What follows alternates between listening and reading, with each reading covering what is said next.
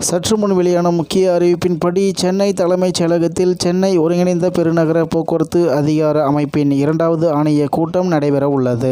செய்தியை முழுமையாக கேட்கறதுக்கு முன்னாடி நம்ம சேனலை சப்ஸ்கிரைப் பண்ணலாம். சப்ஸ்கிரைப் பண்ணிக்கோங்க. மறக்காம பெல் பட்டனை கிளிக் பண்ணிக்கோங்க. அப்பதான் நம்மளுடைய அப்டேட்டட் நியூஸ் உங்களுக்கு உடனுக்குடன் வந்து சேரும். சென்னை 1 மொபைல் செயலி திட்டம் முதல்வர் மு.க. ஸ்டாலின் தொடங்கி வைக்கிறார். சென்னை தலைமைச் செயலகத்தில் சென்னை ஒருங்கிணைந்த பெருநகர போக்குவரத்து அதிகார அமைப்பின் 2வது ஆணைய கூட்டம் நடைபெற உள்ளது. இந்த கூட்டத்தில் சென்னை பெருநகர பகுதிக்கான 25 ஆண்டுகளுக்கான போக்குவரத்து திட்டத்திற்கு ஒப்புதல் அளிப்பதுடன் சென்னை பெருநகருக்கான ஒருங்கிணைந்த QR பயணச்சீட்டு மற்றும் பயண திட்டமிடல் செயலியை முதல்வர் மு.க. ஸ்டாலின் தொடங்கி வைக்கிறார். சென்னை பெருநகர பகுதிக்கான 5904 சதுர கிலோமீட்டர் விரிவான போக்குவரத்து திட்டம் 2023 முதல் 2048 மக்களும் பொருட்களும் தங்கு தடையின்றி ஒரு இடத்தில் இருந்து இன்னொரு இடத்திற்கு செல்வதை உறுதி செய்யும் வகையில் ஒருங்கிணைந்த நிலையான பாதுகாப்பான மற்றும் நெகிழ்வான போக்குவரத்து சுற்றுச்சூழல் அமைப்பை ஏற்படுத்துதல் என்ற தொலைநோக்கு பார்வையுடன் நகர்ப்புற போக்குவரத்து முயற்சிகளை முன்னெடுத்து செல்வதற்காக அமைகிறது. விரிவான போக்குவரத்து திட்டம் மூலம் பயண நேரத்தை மற்றும் பயண செலவை குறைத்தல்,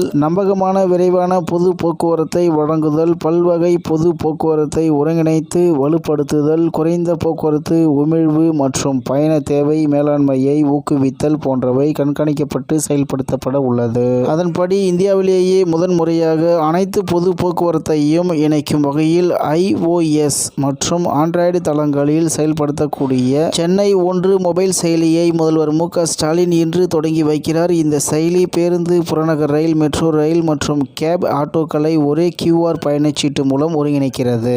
இதன் மூலம் பொதுமக்கள் பேருந்துகள், மெட்ரோ மற்றும் புறநகர் ரயில்களின் நிகழ்நேர இயக்கத்தை அறிந்து கொள்ளவும், UPI அல்லது கட்டண அட்டைகள் வழியாக பயணச்சீட்டுகளை பெற்றிடவும், ஒரே பயண பதிவின் மூலம் அனைத்து போக்குவரத்து முறைகளிலும் பயணம் செய்யவும் முடியும். இச்செயலி ஆங்கிலம், தமிழ், தெலுங்கு, கன்னடம் என பல மொழிகளில் மக்கள் பயன்படுத்திடும் வகையில் உருவாக்கப்பட்டுள்ளது. சென்னை 1 செயலி பொது போக்குவரத்து சேவையில் ஒரு முக்கியமான முன்னெடுப்பாகும். இனி பொதுமக்கள் பயணச்சீட்டு பெற வரிசையில் காத்திருக்க தேவையில்லை. இந்த செயலி மூலம் எளிதாக கட்டணம் செலுத்தி பயணச்சீட்டை பெற்று பயணம் செய்யலாம் என்று தகவல் வெளியாகி உள்ளது என்பது குறிப்பிடத்தக்கது. இத்துடன் இன்றைய முக்கிய செய்தி நிறைவு பெறுகிறது. மேலும் இதுபோன்ற செய்திகளை உடனுக்குடன் தெரிந்து கொள்ள RK நியூஸ் தமிழ்நாடு சேனல் உடன் இருந்திருங்கள். நன்றி, வணக்கம்.